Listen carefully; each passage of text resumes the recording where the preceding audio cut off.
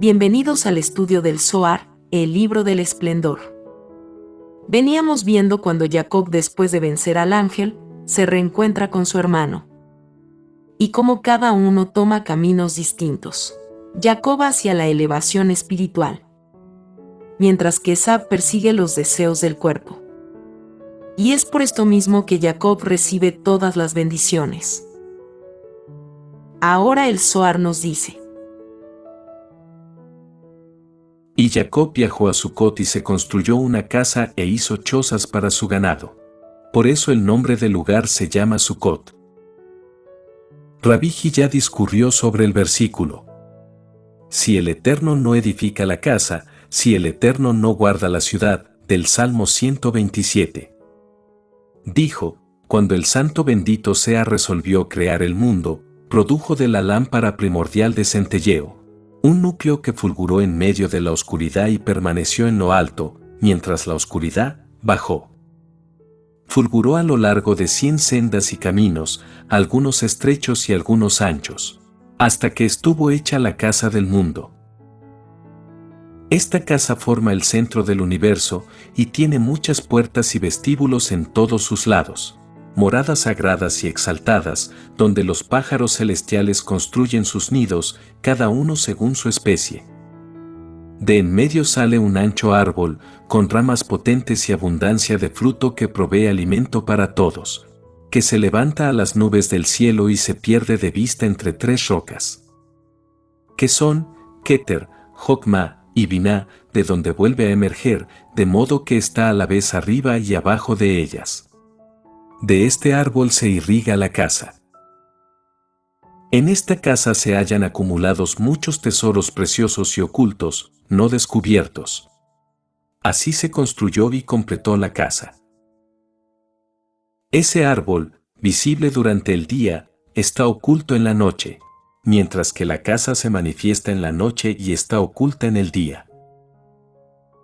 Tan pronto como la oscuridad se asienta y todas las puertas de todos los lados están cerradas, vuelan en torno innumerables espíritus que desean saber lo que hay adentro. Pasan entre los pájaros, trayendo sus credenciales, vuelan en torno y ven muchas cosas, hasta que la oscuridad en la que la casa está envuelta se levanta, y lanza una llama y golpea con martillos potentes, haciendo que se abran las puertas y partiendo las rocas. Entonces la llama asciende y desciende, y dirige al mundo golpes que resuenan arriba y abajo. Entonces asciende un heraldo, se une al éter y hace proclamación. Ese éter emerge de la columna de nube del altar interior, y se extiende afuera a los 4 rincones del mundo. 1000 veces 1000 están al lado izquierdo, y 10.000 veces 10.000 están al lado derecho. Y el heraldo está en su lugar y proclama en alta voz. Entonces son innumerables los que cantan himnos y hacen reverencias, y se abren 2 puertas, una al sur y otra al norte. Entonces la casa se levanta y está sujeta por los 2 lados, mientras se cantan los himnos y ascienden melodías de alabanza.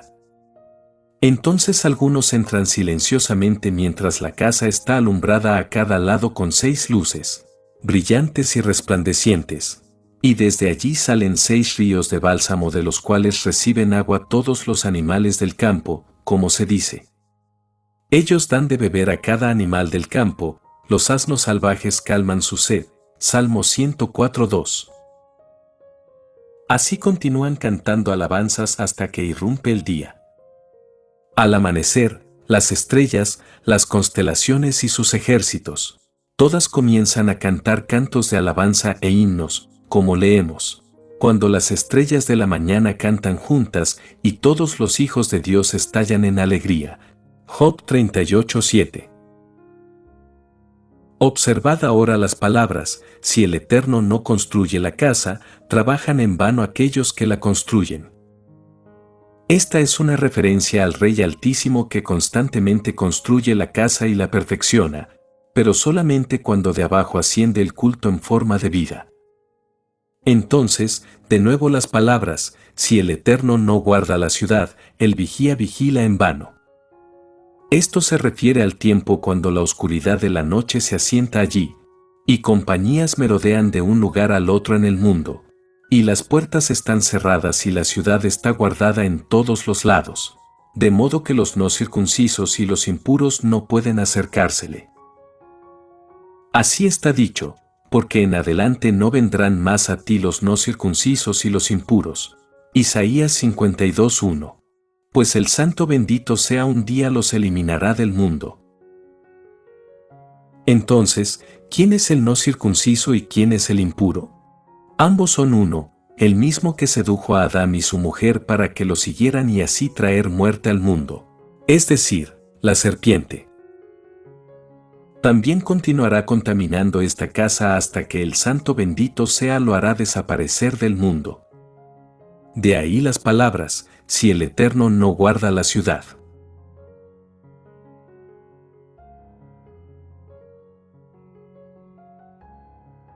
Obsérvese que Jacob viajó a Sucot, mientras que Esab volvió ese día por su camino a Seir, tomando cada uno la ruta a su propio lado. Esab se trasladó hacia el lado de Seir, esto es hacia la mujer extraña, el extraño Dios. Ambos se designan con el nombre Seir. Mientras que Jacob viajó a Sucot, literalmente, tabernáculos, un nombre que indica la fe verdadera. Y se construyó una casa, es decir, la casa de Jacob, la Sefirat Tiferet, donde se posa el santo nombre. Rabí Eleazar dijo: aquí hay una indicación de que Jacob instituyó la plegaria nocturna. Luego leemos, e hizo chozas, Sucot, para su ganado. Estos eran otros tabernáculos que hizo para guardarlos, pero las anteriores Sucot fueron su propia porción. Por lo que ya se ha visto en apartados anteriores, ya sabemos que cuando se menciona el ganado, o las bestias del campo, está refiriéndose a seres de lo alto, quienes actúan en razón de las acciones del ser humano en este mundo. Así, si la persona se orienta hacia el lado de la santidad, esos seres de lo alto reciben luz desde el anciano santo, esto con el motivo de que hagan llegar esa luz a la persona, pues todo viene del más recóndito, quien tiene muchos emisarios. Y así entonces la persona aquí abajo, al recibir las bendiciones de lo alto, puede llevar una vida de bien completo, pues se ha perfeccionado al separar de sí las impurezas. Vemos que después dice: y Jacob vino perfecto, Shalem, perfecto en todo sentido. La misma referencia se halla contenida en las palabras, en Shalem, literalmente, en perfección, está su tabernáculo, Salmo 76:3. Porque la fe se hizo constante compañera de él cuando alcanzó la perfección, cuando fue coronado en el lugar apropiado para él. Y entonces también ese tabernáculo fue coronado con él, que era la perfección de los patriarcas, siendo completado por sus hijos. Así fue perfecto en todos los lados, perfecto en lo alto, perfecto abajo, perfecto en el cielo y perfecto sobre la tierra. Perfecto en lo alto, en cuanto fue la consumación de los patriarcas, la gloria de Israel. Perfecto abajo, a través de sus santos hijos. Perfecto en el cielo y perfecto sobre la tierra, de modo que, en perfección también puso su tabernáculo. Después vemos que está escrito: y Diná, la hija de Lea, salió. Los compañeros han observado que existe una variedad de grados hilados en lo alto, cada uno diferente del otro. Serpientes de todas clases, cada una empeñada en lograr dominio sobre la otra y devorar la presa, cada una según su especie.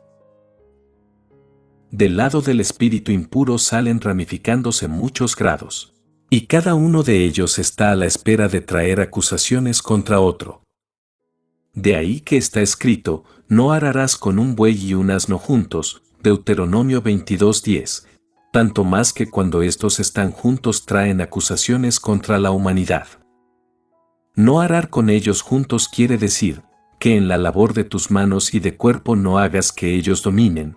El buey y el asno son la simbología para el ángel del mal y su compañera, los cuales el ser humano nunca debe unirlos. Obsérvese además, que el gran deseo de los grados impuros es encontrar motivo de acusación contra los grados santos. Así, como Jacob fue un hombre santo, todos ellos estaban a la espera de él y contendieron con él. Primero la serpiente lo mordió cuando tocó el hueco de su muslo, y ahora, con el asunto de Diná, lo mordió el asno. En la primera ocasión fue Jacob mismo quien se opuso a la serpiente. Y ahora en el asunto de Diná fueron Simón y Leví, pertenecientes al lado del juicio severo, quienes se levantaron contra el asno y prevalecieron contra él, y lo sometieron completamente, como leemos. Y ellos mataron a Hamor, que literalmente significa asno, y a Siquem su hijo con el filo de la espada. Y bien, Simón, que se hallaba bajo el signo zodiaco del buey, o sea, Tauro, vino sobre el asno a fin de evitar que los dos se juntaran, ya que el último se hubiera colocado en su contra. Todos vinieron a contender con Jacob, y sin embargo se liberó de ellos, y después obtuvo dominio sobre ellos. Entonces vino el que es llamado buey y se hizo perfecto entre los asnos, es decir, entre aquellos que eran del lado del asno. Porque Joseph fue designado buey, y Joseph gobernó sobre Egipto. Y en cuanto al egipcio dice la Escritura, cuya carne es como la carne de asnos, en Ezequiel 23:20. Fue por esta razón que los hijos de Jacob más tarde cayeron entre esos asnos, por cuanto el buey estaba junto con ellos, y los mordieron hasta el hueso. Hasta que se levantó Leví en la primera ocasión, y los dispersó y sometió y manifiestamente quebró la fuerza de ellos. También apartó al buey de ellos, como está escrito, y Moisés tomó consigo los huesos de Joseph. Éxodo 13:19. Pues como sabemos, Moisés es descendiente de Leví. Obsérvese que cuando Simón atacó al asno, Hamor, el primero les hizo ver sangre por medio de la sangre de la circuncisión. Y después de esto ellos mataron a todos los varones mientras se recuperaban de la herida. Dios trató de la misma manera mediante la mano del levita, Moisés, a todos los otros asnos, que son los egipcios. Primero les mostró sangre y después el Eterno mató a todos los primogénitos en el país de Egipto. Éxodo 12:29. En conexión con Hamor está escrito: ellos tomaron sus rebaños y sus majadas y sus asnos. Mientras que, en conexión con esos otros asnos que son los egipcios, está escrito que tomaron joyas de plata y joyas de oro e indumento, Éxodo 12:35. Además dice, y una multitud mezclada también subió con ellos, y rebaños y majadas y muchísimo ganado. De la misma manera en que Simón resistió a ese asno único, Leví resistió a ese grupo de asnos. Todos ellos conspiraban contra Jacob, el hombre santo, y ensayaron morderlo. Pero él junto con sus hijos resistió contra ellos y los sometió. Pero ahora que Esab lo muerde a él y a sus niños, ¿quién lo resistirá? La respuesta es, Jacob y Joseph. Uno en un lado y el otro en el otro lado. Así, la Escritura dice: y la casa de Jacob será un fuego, y la casa de Joseph una llama, y la casa de Esab para rastrojo. Obadías 1:18.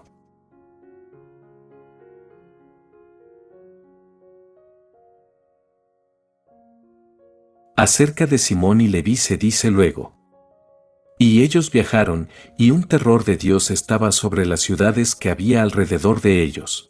Y ellos no persiguieron tras de los hijos de Jacob.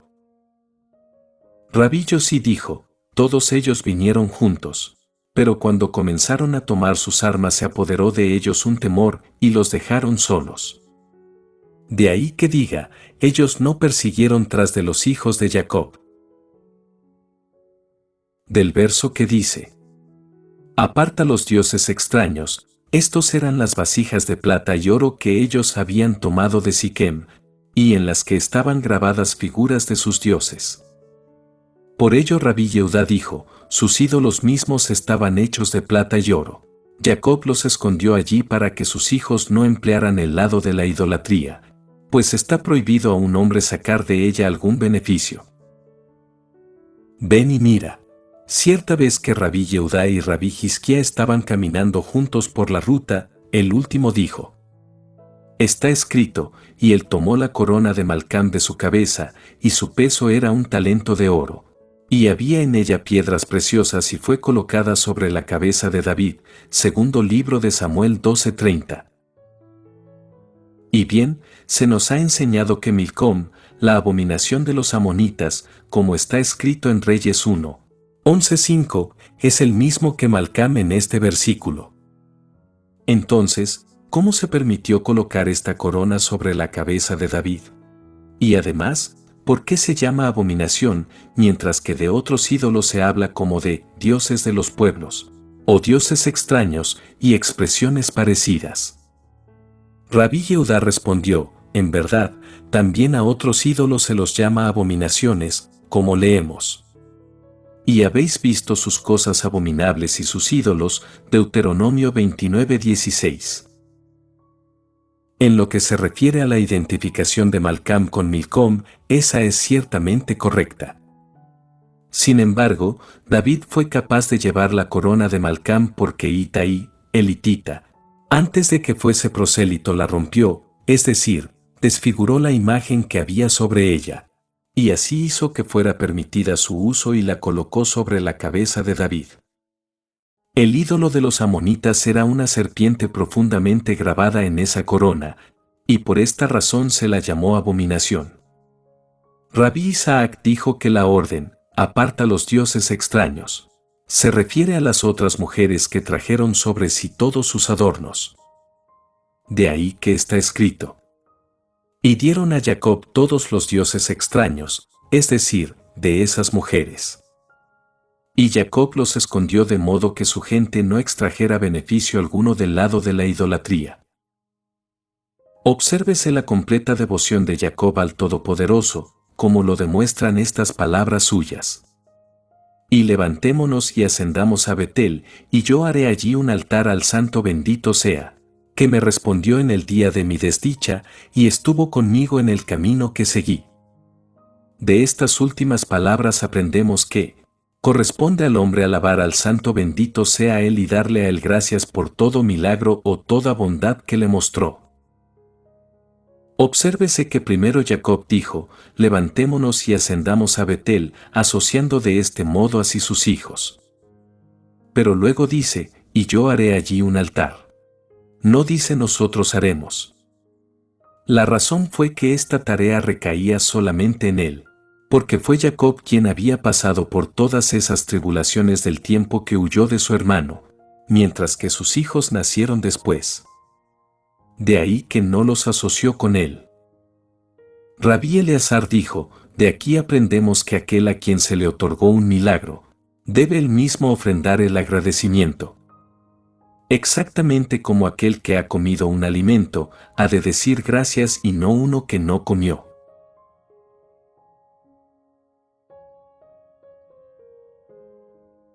Y él construyó allí un altar. Aquí no se menciona libación u ofrenda, por la razón de que la intención de Jacob era solamente completar el grado que requería ser completado, es decir, unir el grado inferior, al que se refiere la palabra altar, con el superior, al que se refiere la palabra Hashem, o sea, el nombre Yud-He, Bab-He. De ahí que solamente construyó un altar y no ofreció ofrendas de bebida ni ofrendas quemadas. Y llamó al lugar el Betel, un nombre análogo al nombre Altísimo, lo que puede entenderse como Betel, la casa de Dios. Pues cuando hay una plenitud de luz, entonces, como dice el adagio, como madre, como hija, las dos se tornan una. Porque allí Dios se le reveló, que literalmente puede entenderse, revelaron. Aquí, la palabra Elohim, es decir, Dios, es una alusión a los 70 que siempre sirven a la Sejiná, habiendo 70 tronos en torno a la Sejiná. De ahí que dice: allí Dios se le reveló, lo que indica el mismo lugar acerca del cual está escrito: y mira, el Eterno estuvo a su lado, cuando Jacob tuvo el sueño de la escalera. Ahora vemos que dice: y Dios ascendió de él en el lugar donde habló con él. Rabí Simón dijo: de aquí aprendemos que Jacob formó el carro santo junto con los otros patriarcas. Además, aprendemos que Jacob constituye el santo carro superior que restaurará la plena luz de la luna, y que él forma un carro por sí solo, como resulta en la afirmación: y Dios ascendió de él. Está escrito. Porque, ¿qué nación hay tan grande que tenga dioses tan cercanos así, como lo está el Eterno nuestro Dios, siempre que lo invocamos? Deuteronomio 4:7. Rabí Simón entonces exclamó: cuán caro debe ser Israel para el Todopoderoso, dado que no hay entre todos los idólatras nación o lenguaje que tenga un Dios para escucharlo.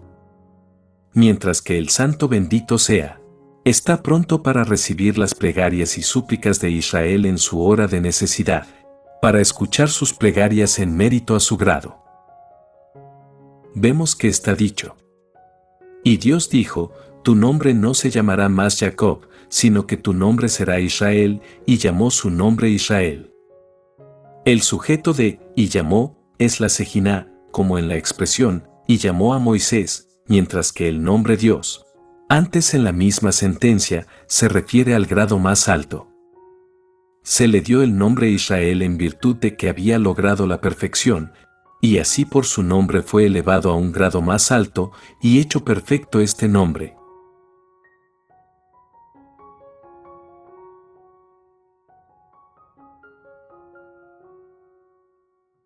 Una vez que Rabí Eleazar y Rabí Yosí andaban por el camino, el segundo dijo a Rabí Eleazar: seguramente es como dices, que Jacob fue la consumación de los patriarcas y que estuvo vinculado a todos los lados, y así su nombre se llamó Israel. Pero, ¿cómo es que Dios después volvió a llamarlo muchas veces con el nombre Jacob, y que comúnmente se lo llama Jacob, como antes? Rabí Eleazar respondió: es una buena pregunta para encontrar una respuesta. Considera el versículo. El Eterno saldrá como un potente, aguijoneará celosamente como un guerrero. Isaías 42:12. ¿Por qué se dice como un potente si Él es un poderoso? ¿Y por qué se dice como un guerrero si Él es un guerrero? Pero la verdad, como lo hemos aprendido, es que el nombre Yud-He, Bab-He, expresa siempre en todas partes el atributo de la misericordia. Y bien, seguramente, Dios se llama Yud-He, Bab-He, y que leemos como Adonai, Señor. Como está escrito: yo soy el Señor, en Isaías 42:8. Sin embargo, vemos a veces que su nombre es llamado Elohim, que en todas partes expresa juicio. La explicación es que cuando en la humanidad son numerosos los justos, Él es llamado con el nombre de Yud-He-Bab-He, el nombre que implica misericordia. Pero cuando abundan los pecadores, Él es llamado con el nombre de Elohim. De manera similar ocurre con Jacob. Cuando no está con enemigos su nombre es Israel, pero cuando está entre enemigos o en país extraño se lo llama Jacob. Rabí Yosí replicó: esto no resuelve plenamente la dificultad, pues está escrito: tu nombre no se llamará más Jacob. Y sin embargo, todo el tiempo lo llamamos Jacob. En cuanto a tu observación de que solamente es llamado Jacob cuando está entre enemigos o en país extraño, no obstante encontramos que está escrito: y Jacob moró en el país de las permanencias de su padre, en la tierra de Canaán, Génesis 37:1, que no era un país extraño.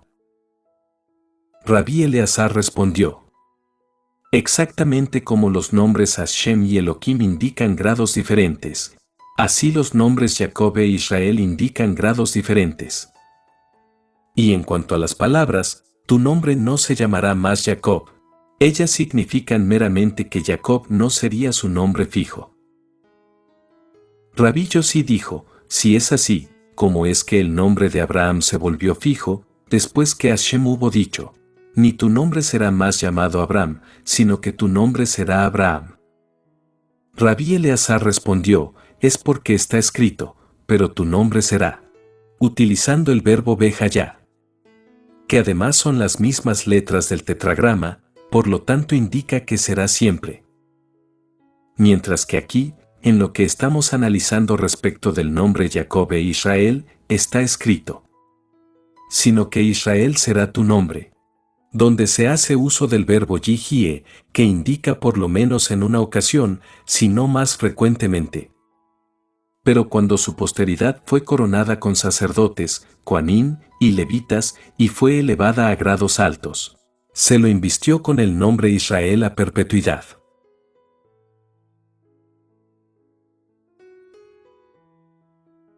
Mientras iban caminando, Rabí Yossi le dijo a Rabí Eleazar: se ha dicho que con la muerte de Rachel la casa fue transferida a ella, la Sejiná, que requería ser adornada con 12 tribus. Sin embargo, ¿por qué Rachel hubo de morir inmediatamente después del nacimiento de Benjamín? Rabí Eleazar dijo en respuesta: fue para que la Sejiná fuese debidamente coronada y tomase su lugar en la casa, como una gozosa madre de hijos. Con Benjamín la Sejiná estuvo completada con las 12 tribus enteras. Y con él, el reino del cielo comenzó a manifestarse sobre la tierra. Y bien, el comienzo de toda manifestación se produce con esfuerzo, e involucra una condena de muerte antes de que pueda establecerse. Aquí, cuando la Sejiná estuvo por asumir su lugar justo y tomar la casa, el destino cayó sobre Rachel. Esto es como decir que, cuando un reino acaba, de inmediato comienza uno nuevo, como cuando acabó el reinado de Faraón y el que gobernó fue Yosef. De manera similar, cuando el reino estuvo por manifestarse sobre la tierra, comenzó por un juicio, y el reino no se estableció en su lugar hasta que cayó una sentencia ruinosa sobre Saúl, de acuerdo con lo que merecía, y solamente entonces se estableció. Es regla general que los comienzos son rudos, mientras que el curso subsiguiente es suave. Así, en el día de Año Nuevo, el año se abre con severidad, como si todo el mundo pasara bajo juicio, cada individuo según sus actos, pero enseguida viene el alivio, el perdón y la expiación, el día de Yom Kippur. La razón es que el comienzo es del lado izquierdo, y así trae juicios duros, hasta que se levanta el lado derecho y sigue el alivio. En el tiempo por venir, el santo bendito sea, primero tratará a las naciones idólatras con suavidad e indulgencia, pero después las tratará con severidad y juicio riguroso. Así la Escritura dice: el Eterno saldrá como un poderoso, aguijoneará celosamente como un guerrero, clamará, sí, estallará en alta voz, se mostrará potente contra sus enemigos. Isaías 42:13. Si esto se interpreta, significa que primero Él se manifestará como Yud-He, Bab-He, en su atributo de misericordia. Luego como en un poderoso, pero no su poder pleno. Luego como un guerrero, pero no en su pleno armamento de guerra. Y finalmente todo su poder completo se manifestará contra ellos para exterminarlos. Además está escrito: entonces el Eterno saldrá y luchará contra esas naciones, como cuando lucha en el día de batalla. Escrito en Zacarías 14:3. También dice: ¿quién es este que viene de Edom, con vestidos carmesí de Bosra? Escrito en Isaías 63:1.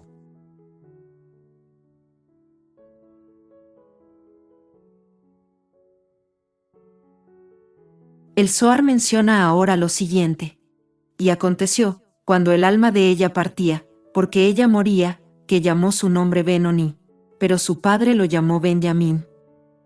Rabí Yehudá disertó aquí sobre el versículo: el Eterno es bueno, fortaleza es en el día de aflicción, y conoce a quienes confían en él. Nahum 1:7. Dijo: feliz es el hombre que encuentra su fuerza en el Santo bendito sea, porque su fuerza es invencible. El Eterno, efectivamente es bueno para con todos, como dice en el Salmo 145:9. Es una fortaleza en la cual está la salvación, como leemos: Él es una fortaleza de salvación, Salmos 28:8. En el día de aflicción, es decir, en el día de la opresión de Israel por otras naciones. Y en cuanto a aquel que afloja su sostén del santo bendito sea, está escrito, si desmayas en el día de adversidad, tu fuerza se reduce, Proverbios 24:10. Y la única manera de atenerse firmemente al Eterno es atenerse firmemente a la Torá. Pues quien se atiene firmemente a la Torá se atiene firmemente al árbol de vida, y agrega fuerza a la comunidad de Israel, que como sabemos esto indica a la Sefirá Malhut y también a la Sejiná. Pero si afloja su adhesión a la Torá, oprime duramente a la Sejiná, que es la fuerza del mundo. Además, cuando un hombre afloja su adhesión a la Torá y anda por mal camino, muchos enemigos están prontos para actuar como sus acusadores en el día de aflicción. Más aún, hasta su propia alma, que es su poder y su fuerza, se vuelve contra él y se hace su enemiga, de modo que de él puede decirse, tu fuerza se vuelve un enemigo. Rabí Abba dijo, cuando un hombre sigue la guía de la Torá y camina por la senda recta, son muchos los abogados que se levantan para decir una buena palabra en su favor.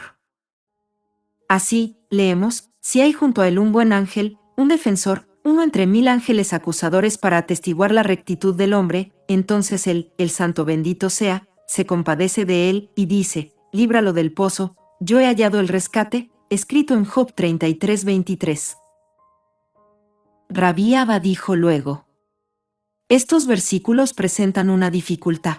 Preguntamos, ¿acaso no está todo revelado ante Dios, para que Él requiera un ángel que le señale lo bueno o lo malo que se encuentra en un hombre, de modo que solo cuando un hombre tiene defensores a su lado para recordar sus méritos ante Él, y no acusadores, entonces Él le es gracioso y dice, líbralo de bajar al pozo, he encontrado un rescate?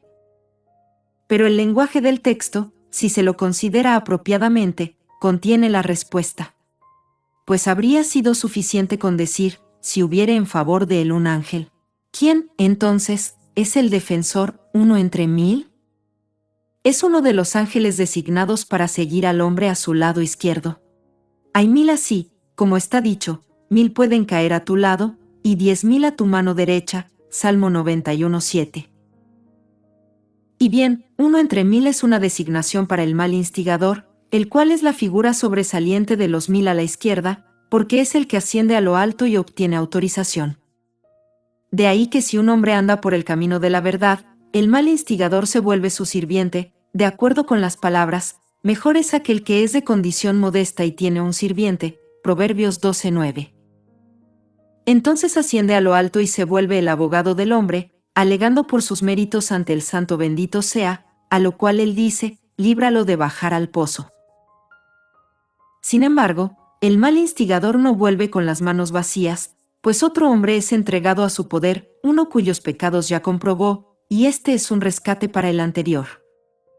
Esto es lo que significan las palabras, yo he encontrado una compensación para ti, el acusador. Según otra interpretación, el rescate consiste en los méritos del hombre por los cuales es liberado del pozo y de la muerte. Por eso corresponde que un hombre ande por la senda de la verdad de modo que el acusador pueda volverse su defensor. Un procedimiento similar emplea Israel en el día de la expiación, cuando los hijos de Israel ofrecen un macho cabrío al mal instigador, y de esta manera comprometen su atención hasta que asciende y atestigua en favor de ellos ante el Todopoderoso. Así, Salomón dice, si tu adversario está hambriento, dale pan de comer, y si está sediento, dale agua de beber, Proverbios 25:21. Y lo dice con referencia al mal instigador. Las palabras, el Señor es bueno, una fortaleza en el día de aflicción, se aplican a Jacob cuando Esab se adelantó para acusarlo. Y las palabras, y conoce a quienes confían en él, se ejemplifican cuando lo afectó la turbación de Diná. Obsérvese que el acusador ataca a un hombre solo en tiempo de peligro. Así fue por causa de Jacob, que demoró en cumplir sus votos que había hecho a Dios, que el acusador se adelantó contra él, eligiendo el momento cuando estaba en peligro la vida de Rachel. Dijo, mira, Jacob ha hecho votos y no los cumplió, tiene riqueza e hijos y no carece de nada, y sin embargo no pagó su voto que hizo ante ti, y tú no lo has castigado. Entonces, inmediatamente, trabajó Rachel y tuvo dura faena. El término dura indica que una severa sentencia salió en lo alto por instigación del ángel de la muerte. Y Rachel murió. Hemos visto que Jacob, cuando Esab vino a él, puso adelante las servidoras y sus hijos, y después a Lea y sus hijos, y solo después a Rachel y a Yosef atrás. ¿Por qué puso a Rachel atrás? Porque temió que el malvado Esab pudiese observar su belleza, y por causa de ella atacarlo. Luego está escrito, entonces las servidoras se acercaron, ellas y sus hijos, y se inclinaron. Y también Lea y sus hijos se acercaron, y se inclinaron, las mujeres antes de los varones. Pero, con respecto a Rachel está escrito. Y después Yosef se acercó y Rachel. Es decir, Yosef al frente de su madre, como para protegerla. Y aquí lo que relata el texto que analizamos, es que Rachel fue castigada a mano del mal instigador, el cual aprovechó el momento de peligro y trajo contra ella acusaciones, y Jacob fue castigado por no haber cumplido su voto. Este golpe lo sintió Jacob más agudamente que todos los otros sufrimientos que lo acosaron. Que la muerte de ella se debió a él, lo aprendemos de sus palabras, Rachel murió sobre mí, Génesis 48:7. O como podemos traducir, a causa de mí, por no haber yo cumplido mis votos. Rabbi Yossi dijo, está escrito, la maldición sin causa regresará, Proverbios 26:2. Esto significa que la maldición de un hombre justo, aunque fuera pronunciada bajo un malentendido, una vez exteriorizada es tomada por el mal instigador para ser usada en un momento de peligro. Y bien, Jacob dijo a Labán, con quienquiera que encuentres tus dioses, él no vivirá, escrito en Génesis 31:32. Y aunque Jacob no sabía que fue Rachel quien los había robado, Satán, que perpetuamente husmea los pasos de los hijos de los hombres, se agarró de esta manifestación.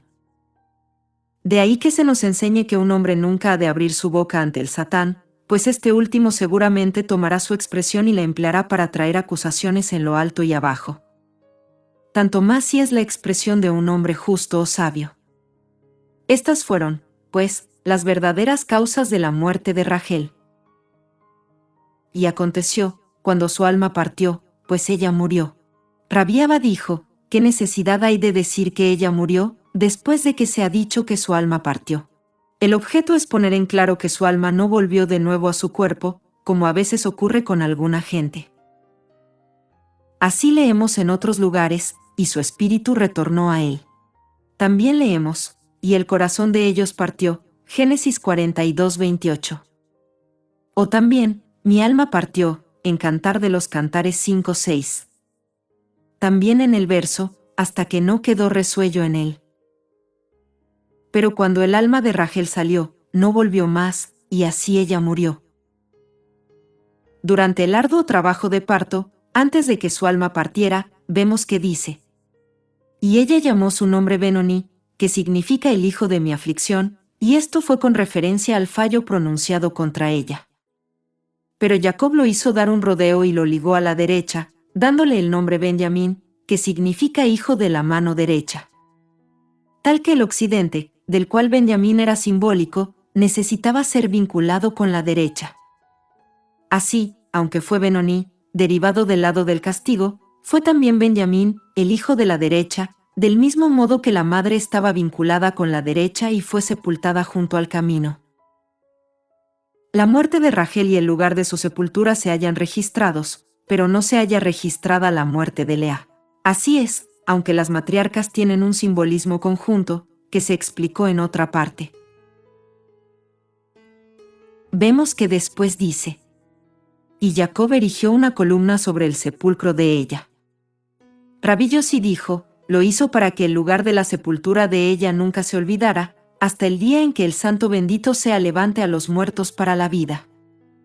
Esto se manifiesta en la frase, hasta este día, que significa hasta ese gran día. Rabbi Yehuda dijo, significa hasta el día cuando la Sejina retornará con los exiliados hasta ese lugar de Israel, como está escrito, y hay esperanza para tu futuro, dice el Eterno, y tus hijos retornarán hasta tu propia frontera, Jeremías 31:17. Este es el juramento que el Santo bendito sea le juró a ella y los hijos de Israel.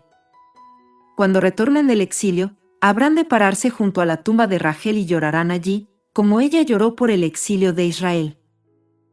Así está escrito: ellos vendrán con llanto, y con súplicas los conduciré, en Jeremías 31:9. Y también, porque tu obra será retribuida, en Jeremías 31:16. Y en ese tiempo Rachel, que yace junto al camino, se regocijará por Israel y por la Sejina. Los compañeros así han explicado todo esto.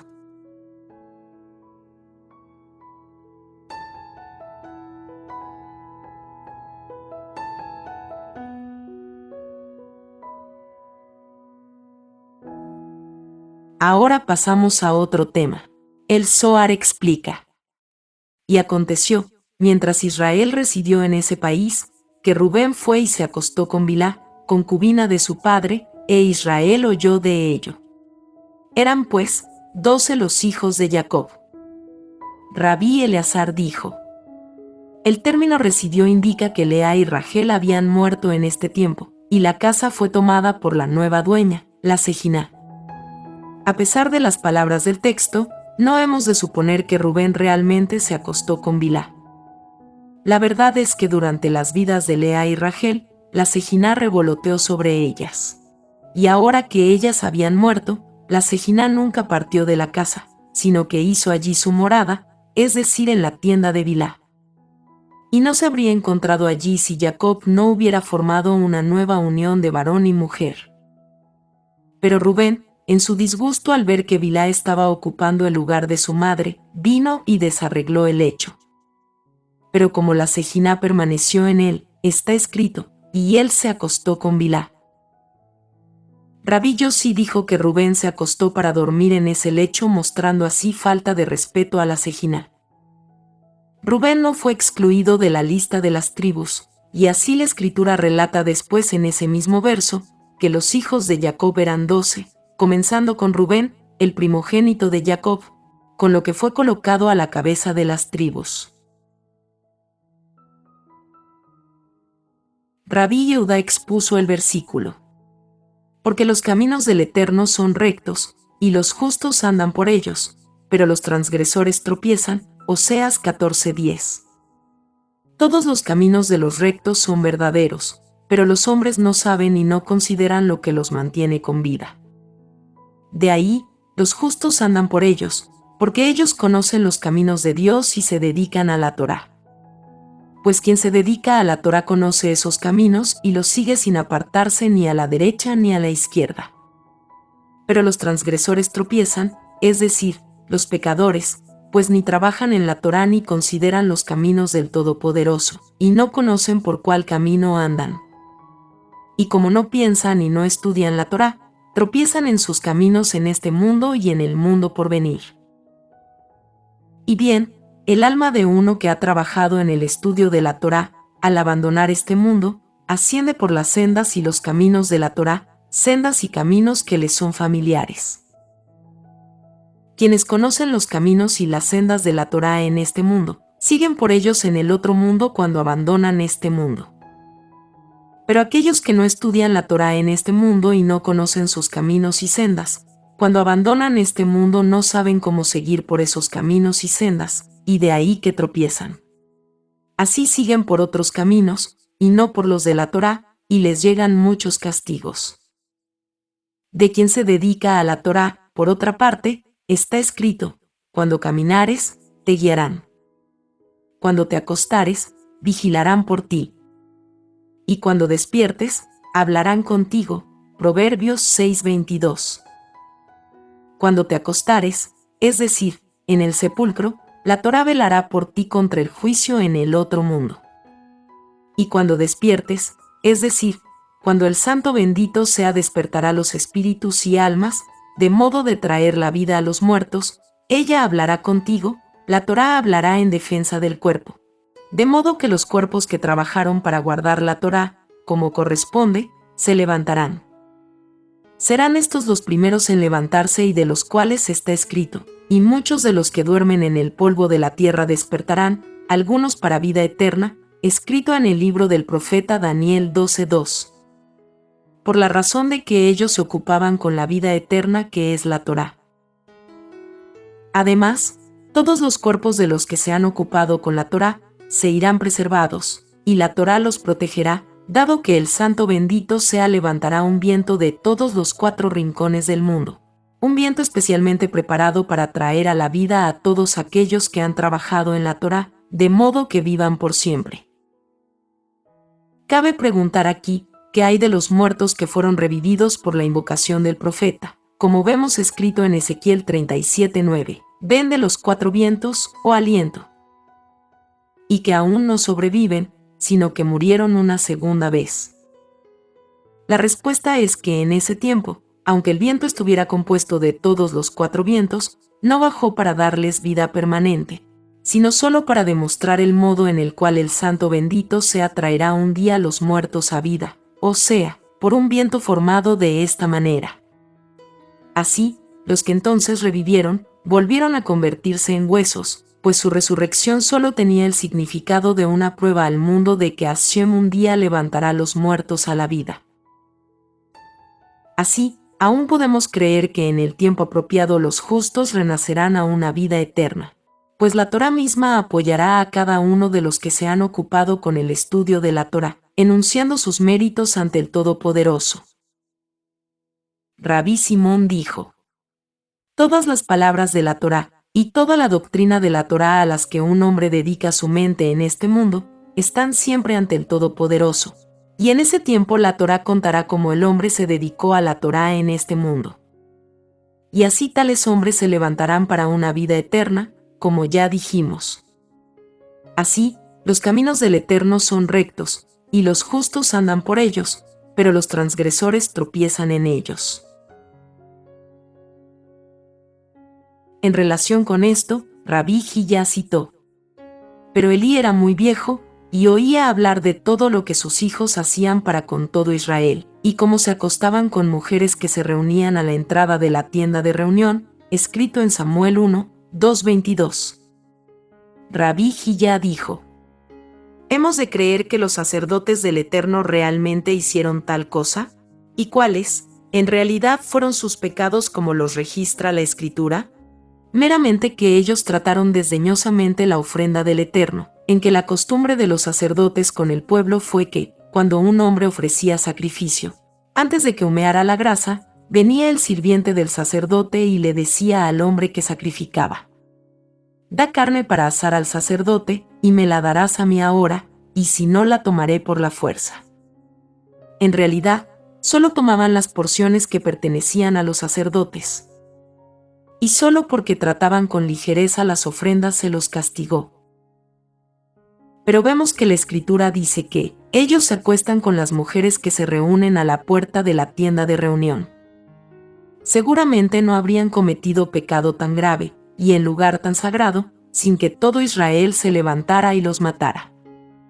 La verdad es que lo que hicieron fue evitar que las mujeres entraran y ofrendaran sus plegarias antes de que se hubieran ofrendado los otros sacrificios, porque sus ofrendas eran de una clase en la que no tenían parte los sacerdotes. Es esta acción de impedirles la entrada en el santuario, la que se describe con las palabras: se acuestan con las mujeres. De manera similar, en el caso de Rubén no habríamos de tomar literalmente las palabras: y él se acostó con Bilhá.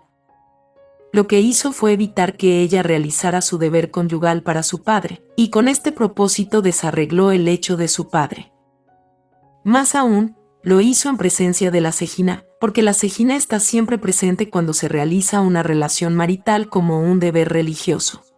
Y quien obstruye tal realización hace que la Sejiná parta del mundo.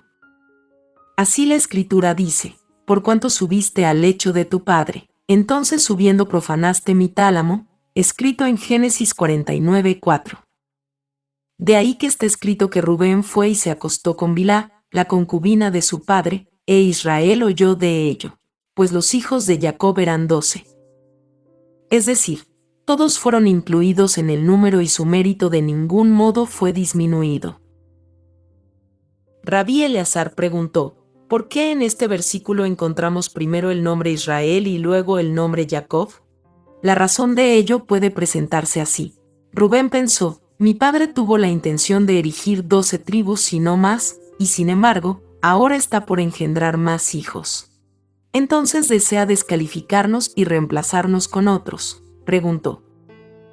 Así inmediatamente desarregló el hecho y evitó la relación propuesta, menospreciando con esto el honor de la Sejiná que revoloteaba sobre ese lecho.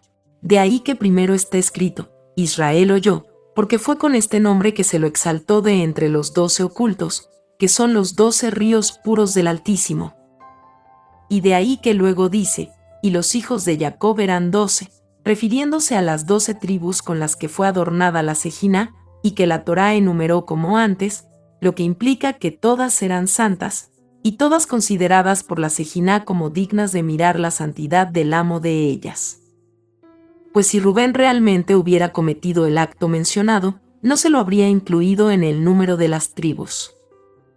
No obstante, por todo eso fue castigado con ser despojado del derecho de primogenitura, la cual se transfirió a Yosef, como leemos. Y los hijos de Rubén, el primogénito de Israel, pues él era el primogénito, pero porque había profanado el lecho de su padre, su primogenitura fue dada a los hijos de Yosef, Crónicas 1, 5:1. De esto vemos como todo lo que el Santo bendito sea hace está planeado con profunda sabiduría, y cada acto de hombre deja su impronta y es preservado ante el Todopoderoso. Pues en la noche en que Jacob fue a Lea, todos sus pensamientos estaban centrados en Rachel, y de esa relación y del primer germen y bajo esa intención, Lea concibió. Hemos afirmado que si Jacob no hubiera ignorado el fraude, Rubén no habría entrado en el número. Por eso no recibió un nombre de significación especial, sino que simplemente se lo llamó Rubén, que significa, mira, un hijo. Pero por todo eso el efecto propuesto se produjo, y el derecho de nacimiento pasó al hijo mayor de Rachel, como fue la intención original. Así, todo fue justo al final, pues las obras del Todopoderoso se basan sobre la verdad y lo recto.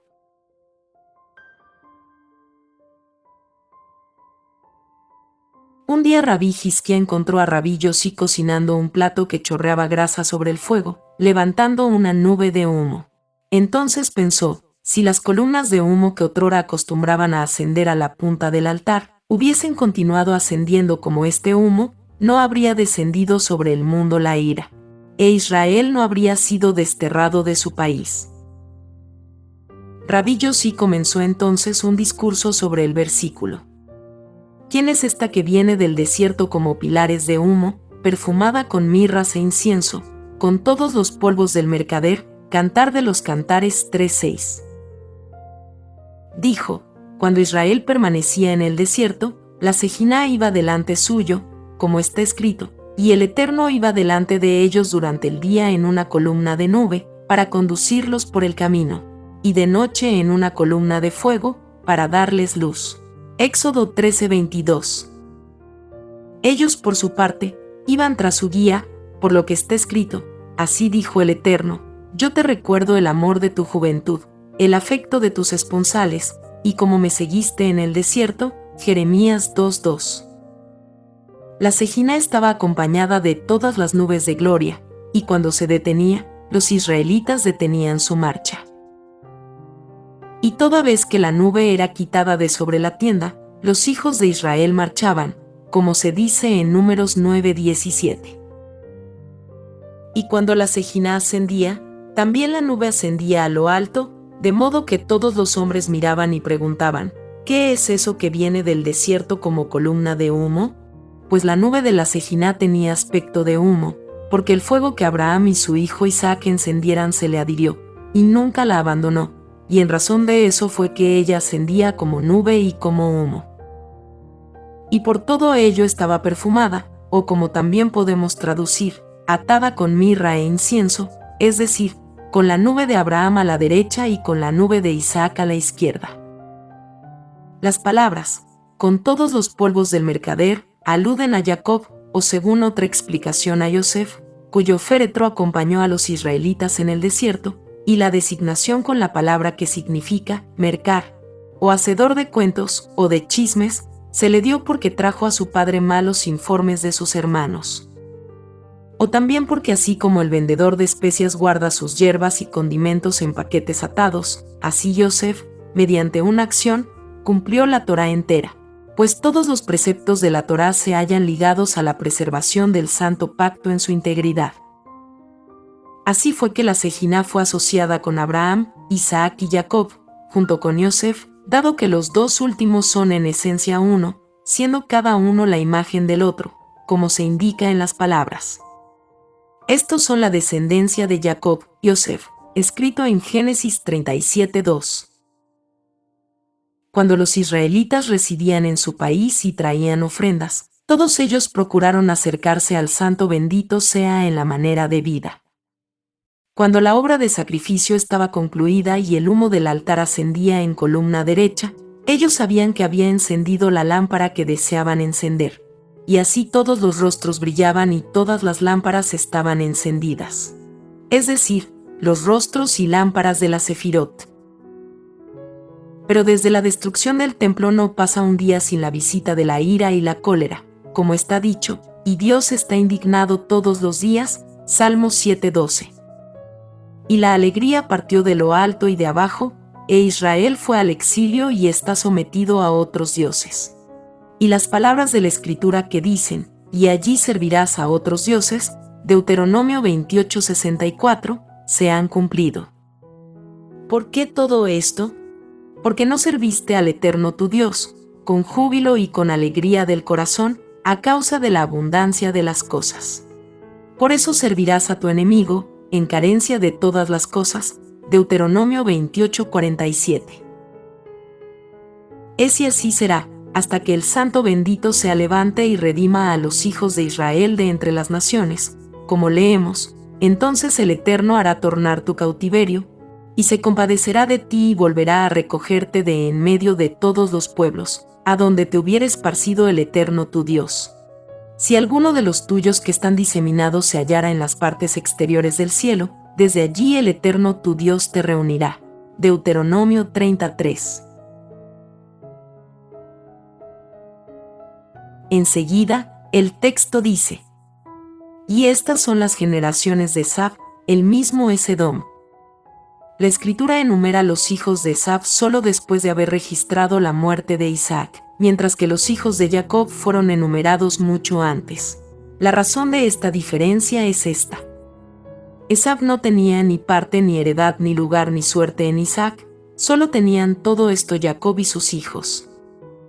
Por eso Jacob y sus hijos son la parte del Santo bendito sea, y entran en el cómputo. Pero Esaf, que no era de la parte del lado de la fe verdadera, después de la muerte de Isaac, partió su porción y tomó su camino a otra región. Obsérvese que después de la muerte de Isaac y que Esaf se hubo retirado a su propio lado, está escrito: y Esaf tomó sus mujeres, y fue a un país apartado de su hermano Jacob. Lo que indica que dejó a Jacob el capital y la ganancia, o en otras palabras, la esclavitud en Egipto y el país, y vendió su propia porción en la cueva de Macpelá, y se fue del país y de la fe verdadera, abandonando completamente todo. Obsérvese entonces, cuán enaltecida fue la porción de Jacob en todo sentido, porque Esaf no quedó con él, sino que salió y se fue a su propia heredad y lugar. De modo que Jacob fue dejado en posesión de la herencia de su padre y de sus antepasados. De ahí, y fue a un país apartado de su hermano Jacob. Indicando la última frase que no tuvo deseo de la porción o la heredad de Jacob, o su galardón de fe. Feliz la parte de Jacob, de quien la Escritura dice, pues la porción del Eterno es su pueblo, Jacob es su posesión especial, Deuteronomio 32:9. Después está dicho: y estos son los reyes que reinaron en el país de Edom, antes de que rey alguno reinara sobre los hijos de Israel. Rabí Yesé discurrió sobre el versículo: Ve, te hice pequeño entre las naciones, eres muy despreciado, Obadías 1:2. Dijo: cuando el Santo bendito sea hizo el mundo, lo dividió en 7 regiones correspondientes a los 70 capitanes, a quienes encargó de las 70 naciones asignando a cada uno la nación apropiada de él. Como leemos, colocó las fronteras de los pueblos, según el número de los hijos de Israel, Deuteronomio 32:8. De todos estos capitanes encargados de las otras naciones, ninguno despreció tanto a él como el capitán de Esab. La razón de ello es que el lado de Esab es el de la contaminación, y el lado de la contaminación es despreciable ante el Santo bendito sea, porque surge de esos grados bajos que están más allá de las vacías piedras molares de los custodios rojos. De ahí que Dios le dijo: Ve, yo te hago pequeño entre las naciones, eres muy despreciado. Igual que como está escrito de la serpiente, sobre tu vientre andarás y comerás polvo todos los días de tu vida. Génesis 3:14. Y también se dice: maldita seas entre los animales y entre todas las bestias del campo. Obsérvese que los grados de abajo forman una jerarquía, uno encima de otro y cada uno diferente del otro, aunque ligados y entrelazados uno con otro. Así, un reino está separado de otro, y sin embargo, cada uno está ligado al otro. Todos los grados se hallan sostenidos por una cadena de cierta medida, que a su vez, está dividida en 3 cadenas menores, que llegan abajo y están atadas a las estrellas y los planetas. De modo que a cada grado le está asignada una estrella o un planeta. Estas estrellas, a su turno, obran bajo los grados de arriba. Así cada grado está a cargo de su propia región, y cuando divergen, se forma una cadena por la que cada grado está atado a su lado propio. Los lados de los grados impuros, que están en el lado izquierdo, divergen todos en numerosos caminos y sendas y distribuyen su poder a miles y decenas de miles en el mundo inferior. Con referencia a esto se dijo a Edom: Ve, yo te hago pequeño entre las naciones, eres muy despreciado. Ahora, en el texto, y estos son los reyes que reinaron en el país de Edom, encontramos las palabras, en el país, que indican el lado de su grado, esto es, el grado de Esab, pues está escrito: Esab, el mismo es Edom. Todas estas cosas eran así del lado del espíritu impuro, y eran antes de que rey alguno haya reinado sobre los hijos de Israel. Porque, ¿cuál es el rey de Israel? Es el Santo bendito sea. Quiere decir esto que antes de que Hashem diera la Torá a Israel, incluso antes de la creación de este mundo, él ya había creado otros mundos, los cuales separaron al Creador de ellos mismos, se olvidaron de él, y como le sucede a todo el que lo olvida, fueron destruidos por desconocer a su propio Creador, lo cual es como afirmar que no tienes un origen. Esos reyes mencionados en este verso, corporeizan los grados que se hallan primero a las puertas inferiores.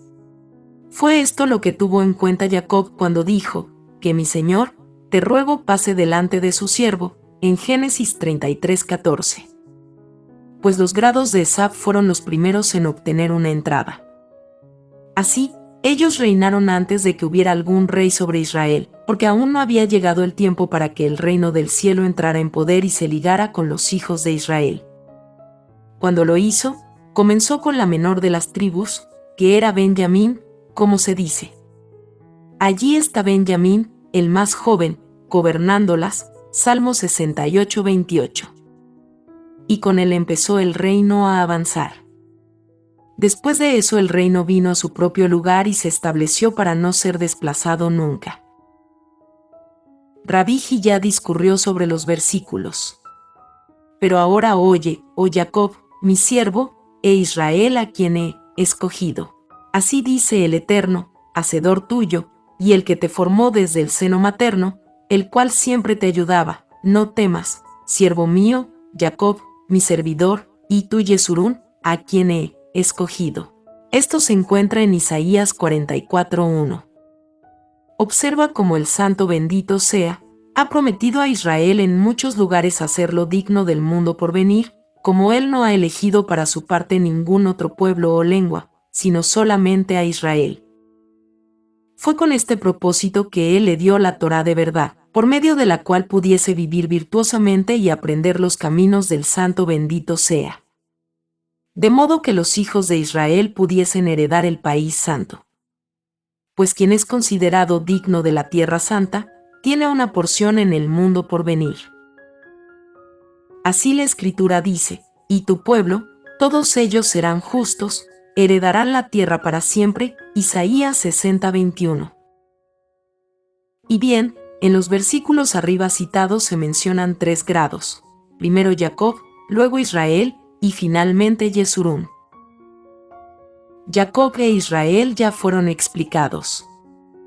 Yesurún sugiere la palabra sur, que significa hilera, lado, e indica que tiene su rango en este lado y en el otro. Los 3 nombres, aunque representan grados diferentes, son realmente el mismo. Jacob es llamado mi servidor, porque a veces es como un servidor que tiene órdenes de su amo y está ansioso de ejecutar su voluntad. En otra parte leemos, el Eterno que te ha creado, oh Jacob, y te ha formado, oh Israel. Y en el versículo arriba citado leemos, así dice el Eterno que te hizo. Por consiguiente, tenemos en él los términos, creó, formó e hizo, que representan grados diferentes, uno encima de otro, pero que todos son esencialmente uno. Y esto corresponde a los mundos de la creación, formación y acción, los cuales son Bería, Yetzirá y Asiá. Feliz la parte de Israel en quien el Santo bendito sea, encuentra delicia encima de todas las naciones que adoran ídolos, de los que está dicho, ellos son vanidad, una obra de ilusión. En el tiempo de su visitación ellos perecerán, escrito en Jeremías 10:15. Esto pasará en el día en que Dios los destruirá del mundo, de modo que Él solo quedará, como se dice, y en ese día el Eterno solo será exaltado. Isaías 2:11. Rabí Yehudá discurrió sobre el versículo, no temas tú, gusano de Jacob, y vosotros hombres de Israel. Yo te ayudaré, dice el Eterno, y tu Redentor el Santo de Israel. Isaías 41:14. Observad que todos los gentiles fueron colocados por el Todopoderoso bajo el cargo de ciertos capitanes tutelares, como ya se dijo, y todos ellos siguen a sus propios dioses, como está escrito. Pues todos los pueblos andan cada uno en el nombre de su Dios. Miqueas 4:5. Y ellos son adictos al derramamiento de sangre y a la guerra, al robo, a la violencia y la fornicación, y a otras especies de maldades, y emplean todo su poder para agredir y hacer daño. Israel, por su parte, no tiene poder o fuerza para superarlo salvo en su boca, como ocurre con el gusano que no tiene fuerza o poder excepto en su boca, mediante la cual pasa a través de toda cosa. De ahí que a Israel se lo llame gusano. O también, como el gusano de seda que produce de sí mismo un fino hilo del cual se teje el más caro indumento real, deja antes de morir una simiente de la cual llega la vida como antes. Así Israel, aunque aparentemente muere, siempre resurge y persiste en el mundo como antes. Y la Escritura dice, ve, como el barro en la mano del alfarero, así sois en mi mano, oh casa de Israel, escrito en Jeremías 18:6. La palabra Homer, que significa barro, significa en realidad el material del vidrio que, cuando se rompe, puede ser refundido y hecho un todo como antes. Las palabras, no temáis, hombres de Israel, indican que son el árbol de vida, porque desde que los hijos se han injertado en el árbol de vida, ellos se levantarán del polvo y se establecerán en el mundo, como un pueblo unido para adorar al Santo bendito sea, esto en armonía con las palabras. Para que ellos puedan llamar el nombre del Eterno, para servirlo unánimemente, Sofonías 3:9. Un día Rabí Eleazar y Rabí Isaac estaban viajando por el camino juntos, cuando llegó el momento de recitar la Shemá. Rabí Eleazar se detuvo y recitó la Shemá y dijo su oración. Después de que hubo terminado, le dijo Rabí Isaac: ¿No hemos aprendido que un hombre antes de salir de viaje debe primero pedir permiso a su amo y ofrendarle su plegaria? En respuesta, Rabí Eleazar dijo: cuando me puse en viaje aún no era el tiempo ni para leer la Shemá ni para decir plegarias. Ahora que el sol se ha levantado, yo dije mi plegaria. Pero de todas maneras, antes de empezar mi viaje ofrecí una plegaria a él y le consulté. Sin embargo, yo no dije esta plegaria porque estuve ocupado estudiando la Torá desde medianoche, y desde el temprano amanecer aún no hubo tiempo para orar, porque mientras la mañana es aún oscura la mujer conversa con su marido, estando por retirarse ella a su tienda, donde sus servidoras guardan su compañía. De ahí que nadie pueda interrumpirlos y aparecer con otras palabras. Pero ahora que el sol se ha levantado es el tiempo para orar, como está escrito, ellos te temerán con la aurora, Salmo 72:5. Que indica la estrecha conexión entre el temor a Dios o devoción y la luz del sol, que hace que el hombre no los separe, sino que los junte. Entonces los dos continuaron su camino hasta que llegaron a un campo, donde se sentaron. Al levantar sus ojos, vieron una montaña en cuya cima distinguieron extrañas criaturas moviéndose. Rabí Isaac comenzó a temblar. Rabí Eleazar le dijo, ¿por qué temes? Él respondió, porque esta montaña tiene un aspecto tan formidable, y hay sobre ella criaturas extrañas que temo nos atacarán.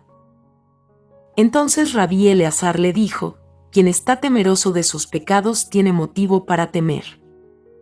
Estas criaturas no son de la especie peligrosa que frecuenta las montañas. Entonces empezó a discurrir sobre el versículo, y estos son los hijos de Zibeón, Aya y Aná. Este es Aná que encontró los Yemim en el desierto. El término Yemim se traduce por la palabra mulas, el animal estéril que no puede procrear por ser un híbrido. Respecto de este versículo, hay acuerdo en que estos Yemim no son los mismos que los Emim mencionados en el versículo. Los Emim moraban allí desde tiempo, pero los hijos de Esaf lo sucedieron. Deuteronomio 2:10. Eran una especie no natural de seres que fue creada primero del lado de los malos espíritus, en el momento en que el Sabbat estaba a punto de ser santificado, o sea, a la caída de la tarde del viernes.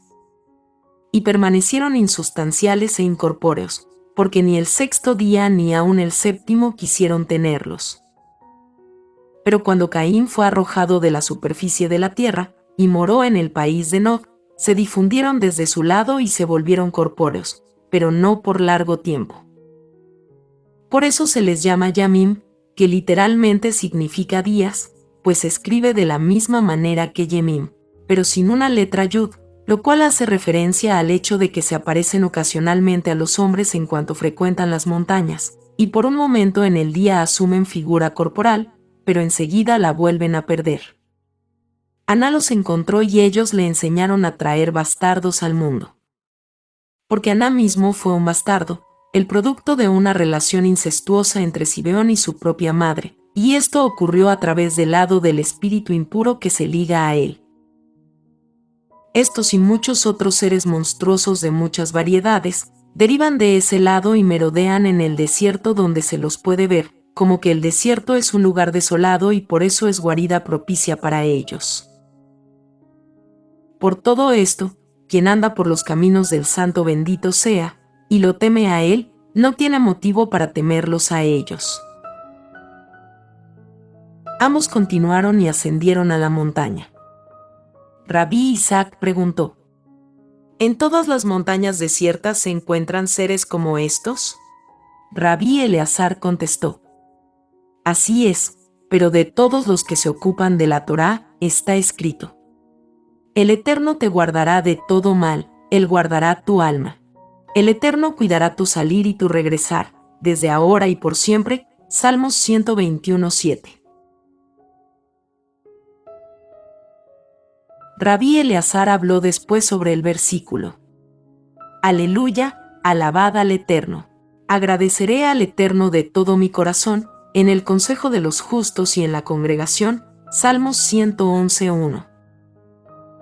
El rey David se dedicaba diariamente al culto del Todopoderoso, y se levantaba a medianoche para cantar himnos y cantos de alabanzas y agradecimiento, de modo de establecer su lugar en el reino de arriba. porque tan pronto como el viento norte comenzaba a soplar a medianoche, él sabía que había llegado el momento en que Dios se levantaba para distraerse con los justos en el jardín de Edén. Así él se levantaba en ese momento, y se ocupaba con cantos y agradecimientos hasta la mañana. Porque, como lo hemos afirmado, cuando el Santo bendito sea aparece en el jardín de Edén, él y todos los justos en el jardín de Edén escuchan la voz del suplicante, como leemos. Y los compañeros escuchan tu voz, déjame que la oiga, Cantar de los Cantares 8:13. Más aún, un hilo de gracia se haya tejido en torno suyo durante el día, como está escrito. Durante el día el Eterno ordenará su benignidad, y en la noche su canto estará conmigo, Salmo 42:9. Y más aún, todas las palabras de la Torá que uno pronuncia en la noche, ascienden y se hallan tejidas en una guirnalda ante el Todopoderoso. Por eso, el rey David se dedicaba durante la noche al servicio de su amo. Obsérvese el aleluya inicial en el salmo antes citado, porque hemos aprendido que de todos los títulos que David ponía a sus cantos e himnos, el más excelente era el aleluya, que en una sola palabra abarca el nombre del Santo bendito sea y llama a su alabanza. El nombre es Yah, que son las letras Yud He. Y la alabanza proviene de la comunidad de Israel, que continuamente compone agradecimientos al Santo bendito sea, como leemos. Oh Elohim, no guardes silencio, no mantengas tu paz y no estés silencioso. El Salmo 83:2. Porque la comunidad de Israel continuamente compone y ofrece agradecimientos a él. Y leemos luego, daré gracias al Eterno de todo mi corazón. Lo que es como ya se explicó, con el bueno y el mal instigador, que siempre están con el hombre en las inclinaciones de su corazón. Las palabras, en el consejo de los justos y en la congregación, se refiere a Israel, adornado con todos los grados, Coanim y levitas, los justos y los piadosos. Es la misma congregación sobre la cual leemos, Elohim permanece en la congregación de Elohim. Salmo 82:1. De ahí que el hombre continuamente ha de ofrendar alabanza a Dios, pues él se deleita en cantos e himnos, y cuando un hombre sabe ofrendar alabanza a Dios en la manera apropiada, él acepta su plegaria y lo libera. Como leemos, yo lo pondré en lo alto, porque ha conocido mi nombre, lo satisfaré con vida larga. Salmos 91:14. Rabí Yossi discurrió sobre el versículo. Tú eres mi refugio, tú me preservarás del adversario. Con cantos de liberación me rodearás. Sela. Salmo 32:7. Dijo, el Santo bendito sea es un refugio y un escudo para quien anda en los caminos de la Torá. Un hombre así está cubierto por la sombra de sus alas, de modo que nadie puede dañarlo. Tú me preservarás del adversario. Quiere decir del adversario en lo alto y del adversario aquí abajo, que son ambos el mismo y único mal instigador, que es el oponente arriba y el oponente abajo. Si no fuera por el mal instigador, el hombre no tendría adversario en el mundo. Con cantos de liberación me rodearás, se refiere a esos cantos que poseen grados de poder para salvar, y con los cuales, por eso tú me rodearás, para suministrarme liberación en un viaje. Obsérvese que todos los cantos e himnos que David cantó contienen profundas alusiones de sabiduría, porque él los compuso bajo la inspiración del Espíritu de Santidad, que era quien lo impulsaba. Rabí Eleazar disertó después acerca del versículo. Tú me has acometido de modo que yo cayera, pero el Eterno me ayudó. Salmos 118:3. Hubiéramos esperado que dijera, ellos me acometieron, en vez de, tú me has acometido. Pero en verdad esto alude al otro lado, que continuamente ataca al hombre y trata de seducirlo y apartarlo de Dios. Él mismo es en realidad el mal instigador que sigue al hombre. A él dirigió David las palabras tú me has acometido, al ver que procuraba mediante toda clase de aflicciones apartarlo del Santo bendito sea. Por eso David dijo, tú me has acometido, para hacer que cayera en la Gehenna, pero el Eterno me ayudó, de modo que no fui librado a tu mano. Por eso, corresponde que el hombre esté en guardia contra el mal instigador, de modo que no obtenga dominio sobre él. Un hombre así es guardado por el Santo bendito sea en todos sus caminos, como está escrito. Entonces andarás por el camino seguramente y no romperás tu pie. Proverbios 3:23. Y también, cuando caminares no se estrecharán tus pasos, y cuando corrieras no tropezarás. Proverbios 4:12. Y también, pero la senda de los justos es como la luz de la aurora, que brilla más y más hasta el día perfecto. Proverbios 4:18. Rabí Yehudá dijo: Felices son los hijos de Israel, a quienes el Santo bendito sea, preserva en este mundo y en el mundo por venir, como está escrito, tu pueblo, todos ellos serán justos, heredarán para siempre la tierra. Isaías 40:21. Bendito sea el Eterno para siempre. Amén y amén.